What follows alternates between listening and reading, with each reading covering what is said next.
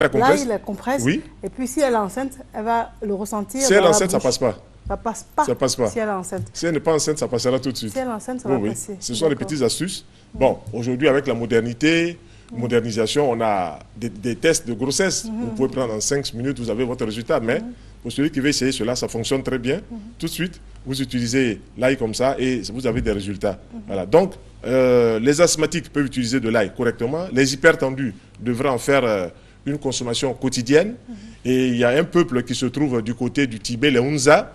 Eux, ils mangent, à partir du mois de mars, avril, mai, juin, ils mangent pratiquement 2-3 gousses d'ail, 2-3 têtes. Vous voyez, ça, c'est une gousse. Voilà, ils en mangent comme ça 2-3 têtes par jour. Ils le croquent dans leur repas. Et ils se rendent compte qu'un rajeunissement s'installe. D'ailleurs, dans cette région-là, il y a beaucoup de centenaires. Voilà, ce n'est pas le fait du hasard.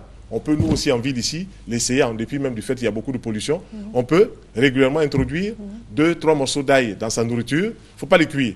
Donc, on fait cuire, on a enlevé une bonne partie des principes actifs. Or, on veut récupérer ces principes actifs. Il y a l'huile essentielle qu'on appelle l'huile d'alyle.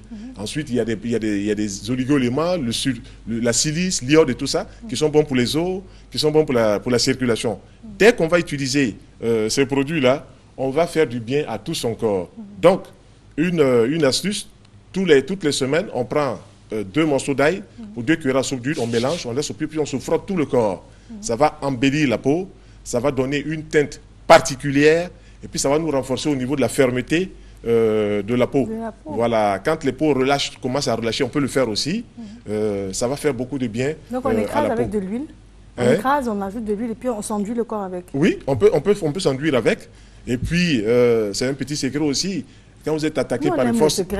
Quand vous êtes attaqué... Je vais vous demander, parce que là, il y en a qui en collier, qui le mettent dans les endroits de la maison pour éviter le mauvais sort ou bien pour couper un peu avec... Pour le mauvais sort, c'est bon. Il y a un côté mystique ça c'est connu, Mariam. C'est connu depuis la nuit des temps que les gens accrochaient un paquet d'ail à la porte pour empêcher que les mauvais sorts arrivent dans la maison, que les gens portent de l'ail dans les poches pour empocher le mauvais sort. Mais en même temps, quand vous portez de l'ail, ça fait venir aussi de l'argent chez vous.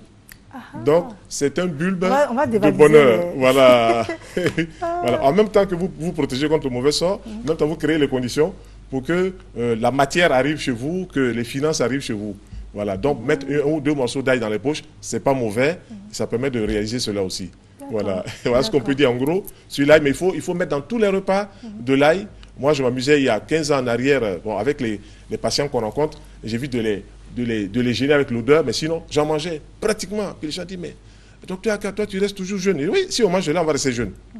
Si on mange de l'ail, toute une tête entière, où il y a 5 ou 6 gousses, tous les jours, c'est sûr que le cœur va être propre au niveau de ses pulsations, que les veines vont être nettoyées, que le sang sera rechargé, que la peau sera dynamique. Ah oui, ça, on l'a expérimenté plusieurs fois. Et chaque fois, je peux me glisser 2 ou 3 morceaux d'ail comme ça dans la journée, je le fais. Voilà, ça fait du bien. Et puis, tout le cerveau est bien oxygéné parce que c'est un antioxydant. Voilà, c'est un grand antioxydant. Voilà, Mariam. Alors, je vais vous demander, parce que vous avez parlé d'ail dans les poches, ça m'a fait penser au citron dans les poches. Parce que également, on dit contre le mauvais sort, ou bien en voiture, pour les accidents, tout ça, on demande toujours d'avoir un citron. Il y a, quand on voit tous ces fruits, tous ces légumes et tout ça, ils ont leur côté physique, mais ils ont leur côté aussi métaphysique. C'est-à-dire que dans